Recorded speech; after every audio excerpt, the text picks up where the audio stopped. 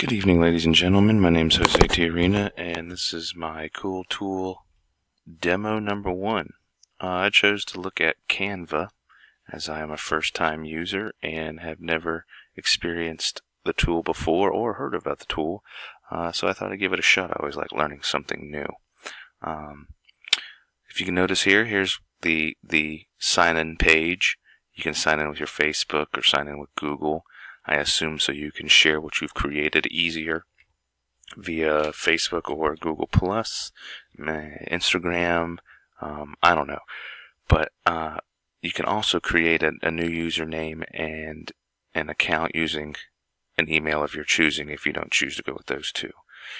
One other thing I do want to bring to your attention is that it is compatible with an iPad app. Now, I'm not an Apple guy myself, so I don't know what this particular web-based software looks like on the iPad, but judging from the graphics, it probably looks pretty good. I just don't know how easy it is to use because I'm still learning.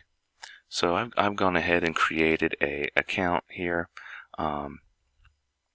using my Gmail, and as you can see, it's very visual, very quick, and to the point, meaning it just is here to one-page presentations, and maybe there's lots of different types of presentation that you can create using this for whatever use you're looking at, whether it be a quick menu, invitation card, a birthday card, a brochure, just a sign, a poster, a meme, anything like that is short and sweet. This is a pretty decent tool to have. One thing I would like to, I want to start by coming over here to the left-hand side here, and you can kind of see the sidebar on this home page, and it has a few key tabs. The one being create a design, all your designs shared, create a team, and your brand. The create a team, I don't use it. I guess I should say it's more for businesses that want to be able to create marketing where they can have numerous people working on this one design, so that it's housed in the cloud and people can access it, kind of like a Google Doc or a Google Slide where numerous people can work on the one document. It does cost money. This is the free option. I haven't ended up any bucks here for it, but it's got some decent functions for free. But there are some things locked when you get into it and you start wanting to design and you're doing things. It can kind of get locked into bringing you to upgrade page every time you want to try something a little more interesting. Let's go ahead and look here at the Learn to Design. This is something that I like about this tool, is that it gives you a bunch of different tutorials, and there are quite a few of them having to do with each little basic piece. So the getting started, as you can see up here, then it teaches you about fonts and pairings and how that looks based on different backgrounds. Then it starts teaching you about color, okay, and then there's the good tutorial. One of the ones I tried was the images here, where you can actually go in and make your own images with background, which is pretty interesting. There's a background tutorial. There's a shapes and icons tutorial. So if you're trying to create flowcharts or whatnot, layout tutorial. So you can kind of see all these different tutorials as we scroll on down. And I assume they get harder. I haven't been able to do all of them, but I assume they get harder or at least more intricate as you go on. What I do want to show you real quick, and I'm getting pressed for time here, is that it does have a teaching materials section. And in this teaching materials section, you see some workshops for students, but then also there's some things having to do with lesson plans.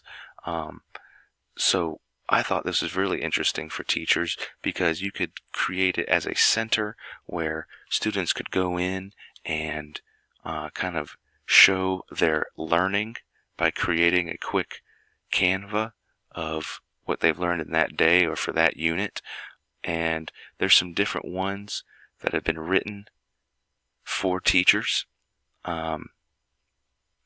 The Time Travel Adventure Math Vocabulary Wizard. Let's take a look at this one. And as you can see, it comes with a lesson plan, a quick guide on how to use the Canva, and tips for great design so that you don't have to waste too much time talking to your students about what to do next. They can kind of work through it and see what they got. So the lesson plan is laid out very decently, and it's very broad, and that you can kind of, based on K through 12 or even college, you can kind of mold the lesson to whatever math or whatever grade level that you are teaching. And it's real simple to follow, and usually the culminating activity is the design of a definition poster. Again, we're running kind of low on time. Just kind of want to quickly show you one more piece about it, where you go in and the create your design here. And like I said, it has lots of front-loaded backgrounds, thing of that nature, and you can kind of see all the different things that you might be looking to do. Another one that might be good for teachers is the trifold board here. And when it pops up, this is something students really like to do to show their learning, and it's just another way. I know Microsoft Publisher and PowerPoint and even Word, in Word documents, you can create a brochure pretty easily, but this might be easier to just be able to get students into the template that much quicker and that much easier. So you kind of just pull it over, and you can kind of go from there. And then it's really just about editing the text boxes like you see here. And it gives you all the options up here. You can play with color. You can bring in your own pictures as backgrounds. And it's a really neat tool. Like I said, I've only been using it for about 2.5, 3 weeks. So I'm not completely comfortable with it, and I look forward to using it some more. I'm gonna tell you, it's gonna take a lot of tinkering. So get in there, create an account, and tinker around and have fun with Canva. A really, really neat tool. Thank you.